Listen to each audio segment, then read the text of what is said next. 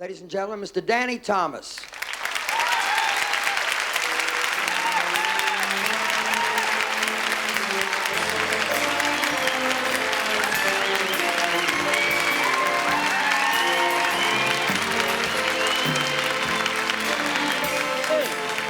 Hello. Hi. Hey. Hi, Eddie. I see you. God bless you. You're looking good. Lost weight, have you? How's Johnny? Let me get a microphone so I can tell you. I understand Johnny Awfully was good. He was here Yeah. and introduced our show. Mr. Carson stayed over another night for no money and introduced our show. How about that? For no money. For no money. You know what that means? Money shtano halalo haze. Whatever that means. Anyway, you're looking great. Thank you. You are too, sir. John is fine. Bob Hope wanted to come, Jerry, but he is opening tomorrow in the amphitheater in Universal.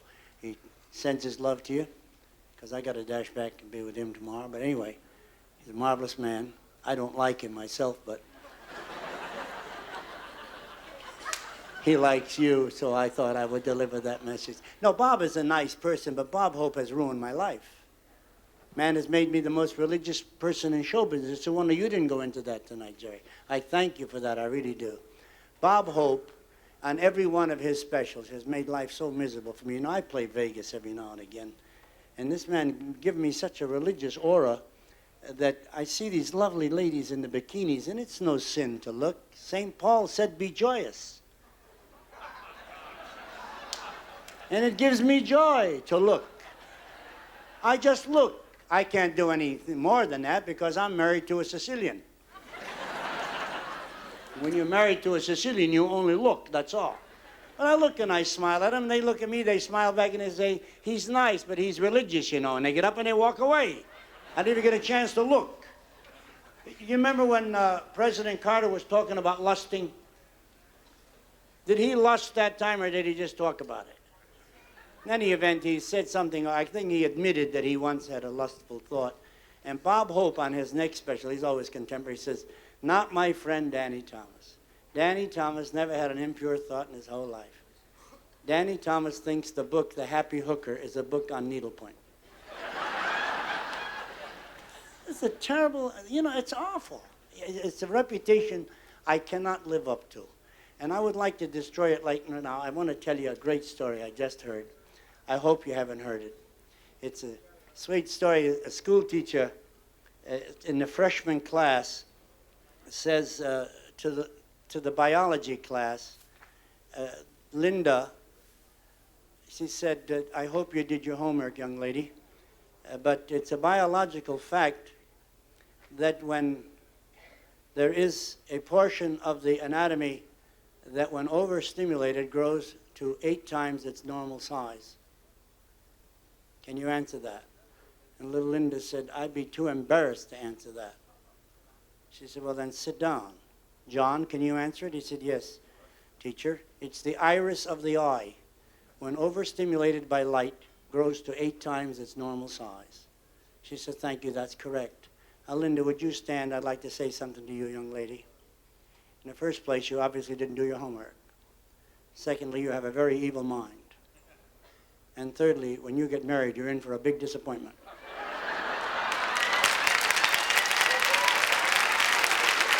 Have a great story.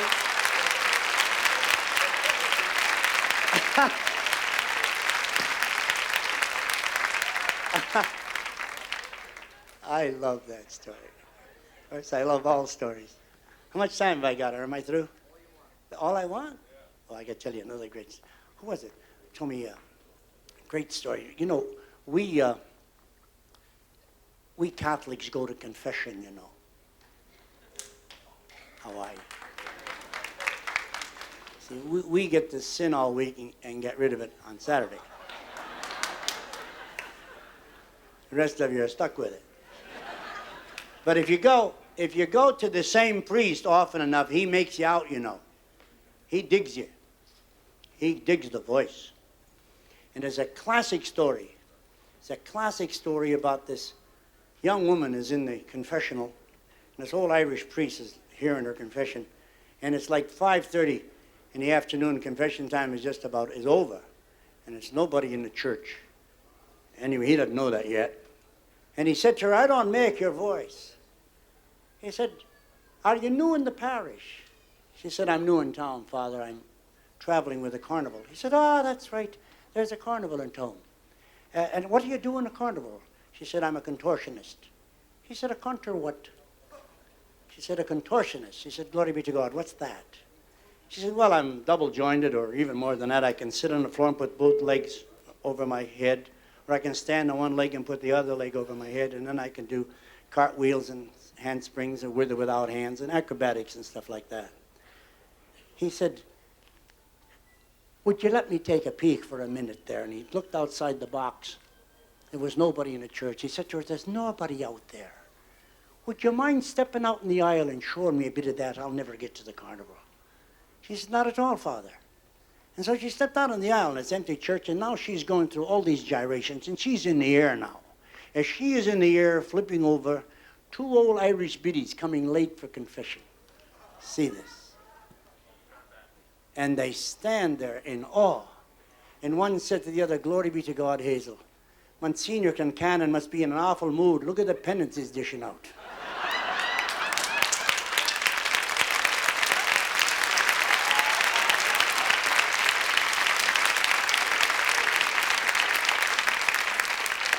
And the other one said, yeah, and me, and I forgot me pantyhose.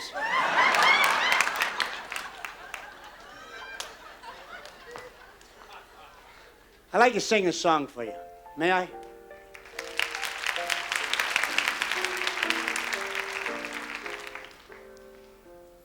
This is a song I did in Make Room for Daddy, Jerry, a long time ago. When my little daughter, Linda, in the show, lost her tooth, and we told her that the tooth fairy would bring her a gold locket. And something happened, and we all forgot. But the locket was there the next morning, and we didn't know where it came from. And little Rusty asked me where it came from, and I said, I don't know, son. Maybe it came from the same place that the Scarlet Ribbons came from. And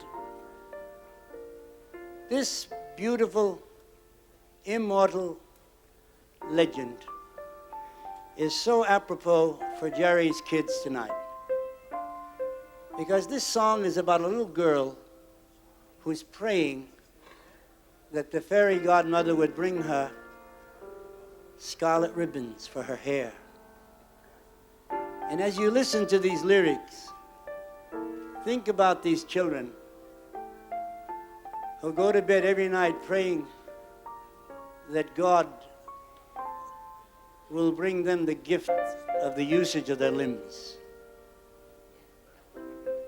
Just to be able to walk, to be able to use their hands, and to be like other kids.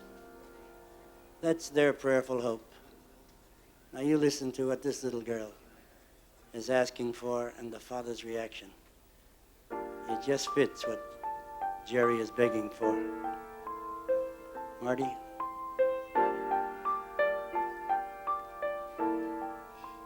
I peeked in to say good night, and then I heard my child in prayer. And for me, some scarlet ribbons for my hair. All the stores were closed and shuttered. All the streets were dark and bare. In our town, no scarlet ribbons, not one ribbon for her hair.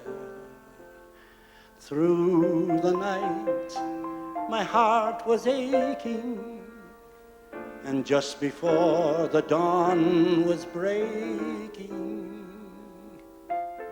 I peeked in, and on her bed, in gay profusion, lying there,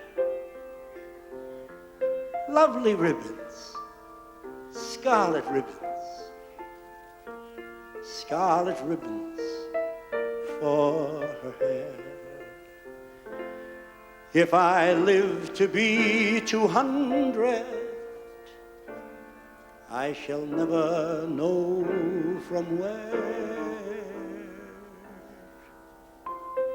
came those lovely scarlet ribbons, scarlet ribbons for her hair.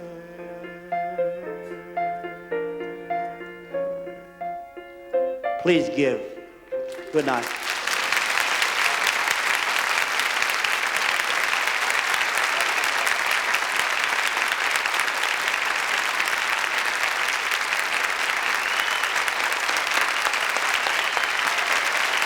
Mr. Danny Thomas, ladies and gentlemen. That's a pro. Oh, yeah.